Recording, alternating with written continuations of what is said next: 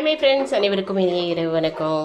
ஆமாங்க, இன்றைக்கி மே 1 எல்லாரும் என்ஜாய் பண்ணியிருப்பீங்க. இன்றைக்கி நிறைய பேத்துக்கு ஹாலிடேவாக தான் இருந்திருக்கும். அதில் எந்த மாற்று கருத்தும் கிடையாது. ஆமாங்க, நான் கேழ்வரகு கூழ் கிண்டிகிட்ருக்கிறேன்.